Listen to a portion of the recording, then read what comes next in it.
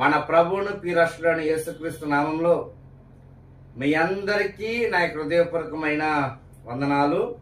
పరిశుద్ధ గ్రంథంలో కొద్ది నిమిషాలు దేవునికి వాక్యాన్ని మనం శ్రద్ధగా విందాం.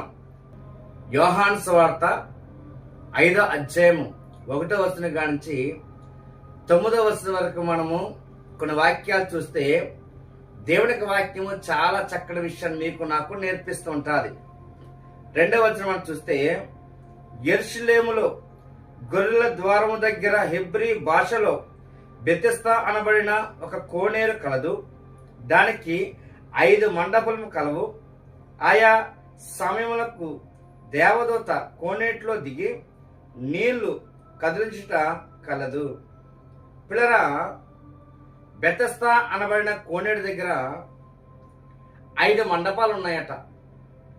ఈ 5 మండపాల్లో అనేక మంది బలహీనత కలిగిన అనారోగ్యం కలిగిన వారు ఈ 5 మండపాల్లో కూడా అనేక మంది ఉన్నారట.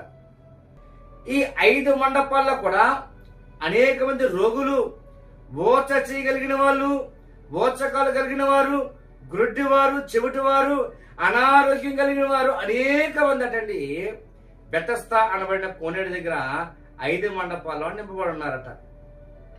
యేసుక్రీస్తు వారు యెరూషలేం ప్రాంతంలో ఆయన సువార్త ప్రకటిస్తూ ఉన్నప్పుడు బెతెస్దా కోనేరు దగ్గర వెళ్ళినప్పుడు అనేక మంది ఉన్నారు. కానీ యేసుక్రీస్తు వారు మాత్రము ఈ 38 సంవత్సరాల నుంచి పడి ఉన్న వ్యక్తి దగ్గరికి వెళ్ళి ఆయన అడుగుతున్నాడు కదా, నీవు స్వస్థగోరుచున్నావా ప్రభా? నేను ఎవరి సహాయం కోరుకున్నా వాళ్ళకి ఇచ్చిన సమాధానం ఏంటంటే, మేము నిన్ను తీసుకువెళ్తే మరి మా పరిస్థితి ఏంటి? ఆయా సమయాల్లో దేవదూత కదిలిస్తూ ఉంది కాబట్టి ఏ సమయంలో దేవదూత కదిలిస్తారో తెలియదు. ఆ సమయాన్ని బట్టి మేము దిగుతాము, మేము నీకు సహాయం చేస్తే ఎలాగా అని ఒక్కొక్కరు ఒక విధమైన మాట్లాడుతూ వచ్చారయ్యా అని మాట్లాడుతూ ఉంటాడు. అది ఎప్పుడైతే యేసుక్రీస్తు ఆ వ్యక్తి మాట్లాడుతూ ఉంటాడో, యేసుక్రీస్తు వారు కూడా ఆ వ్యక్తితో ఎవడు మాట్లాడుతూ ఉంటారంటే, నీవు స్వస్థగోరుచున్నావా, నీవు స్వస్థగోరుచున్నావా అని యేసుక్రీస్తు ఎప్పుడైతే ఆ వ్యక్తిని అడిగారో, ఆ వ్యక్తి నేను స్వస్థగోరుచున్నానయ్యా అన్నాడు. ఎప్పుడైతే ఆ మాట మాట్లాడాడు వెంటనే లేచి నీ పరుపు దులుపుకొని నీవు నడమన్నాడు. చూడండి, అతని విశ్వాసం ఎంత గొప్పదంటే, లేచి తన పరుపు దులుపుకొని ఆ పరుపు సర్దుకొని నడుచుకుంటూ వెళ్ళిపోతున్నాడు. 38 సంవత్సరాలు ఒకే చోట పడి ఉన్నాడు. కదలలేని పరిస్థితి. ఎవరు సహాయం కోరుకున్నా సరే ఆ వ్యక్తికి ఎవరు సహాయం చేయలేని పరిస్థితి. ఎవరు సహాయం చేద్దామన్నా అక్కడ అనేక మంది బలహీనత కలిగిన వారు ఉన్నారు. కాబట్టి ఆయా సమయాల్లో దేవతలు కదిలించబడతాయి. కాబట్టి ఆ సమయాన్ని బట్టి అనేక మంది ముందుకు వెళ్ళారు, కానీ ఏ వ్యక్తి కూడా ఆ వ్యక్తికి సాయము చేయలేదు.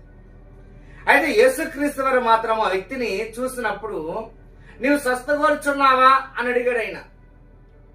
యేసుక్రీస్తు వారు నువ్వు స్వస్థగోరుచున్నావా అని అడిగినప్పుడు వెంటనే నేను స్వస్థగోరుచున్నాను ప్రభా అన్నాడు. చూడండి, అతని విశ్వాసం ఎంత గొప్పదంటే, నువ్వు స్వస్థగోరుచున్నావు అనగానే నేను స్వస్థగోరుచున్నానయ్యా అన్నాడు. అంటే అతని విశ్వాసం చాలా గొప్పగా ఉంది. 1 కాదు 2 కాదు 38 సంవత్సరాల నుంచి ఒకే చోట పడి ఉన్నాడు ఆయన. అలాంటి వ్యక్తి జీవితంలో యేసుక్రీస్తు వారు చేసిన స్వస్థ కార్యము లేచి నీ పరుపెత్తుకొని నడమన్నాడు.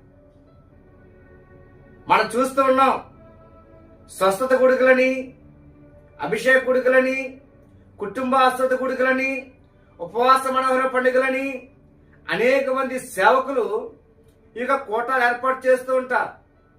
అయితే ఆ కోటాలు ఏర్పాటు చేస్తున్నప్పుడు ఎవరైతే విశ్వాసంతో కోటాల్లో ఏకీభిస్తూ ఉంటారో వాళ్ళ విశ్వాసం తగ్గట్లుగా దేవుడి ప్రతిఫలం వాళ్ళకి కలుగు చేస్తూ ఉంటారు. ఎందుకంటే నమ్ముట నీ వల్ల అయితే నమ్మువానికి సమస్తము సాధ్యము. నమ్మాలి. మనం ఎప్పుడైతే నమ్ముతామో దేవుని యొక్క కార్యాన్ని మనము చూడగలం. ఎప్పుడైతే మనం దేవుని మీద విశ్వాసం ఉంచి ముందడుగు వేస్తూ ఉంటామో ఆ కృపమైన దేవుడు ఏం చేస్తాడంటే ఆయన రెక్కల కింద మళ్ళీ కాచి కాపాడుతూ నడిపిస్తూ ఉంటాడు. ఆ 38 సంవత్సరాల నుంచి కూడా పడి ఉన్న వ్యక్తిగత జీవితంలో యేసు క్రీస్తు వారు చేసిన స్వస్థతను బట్టి ఆ వ్యక్తిని చూసి అందరూ ఆశ్చర్యపోతున్నారు. దేని కొరకంటే 1 కాదు 2 కాదు 38 సంవత్సరాల నుంచి ఆ వ్యక్తి ఇక్కడే పడి ఉన్నాడు.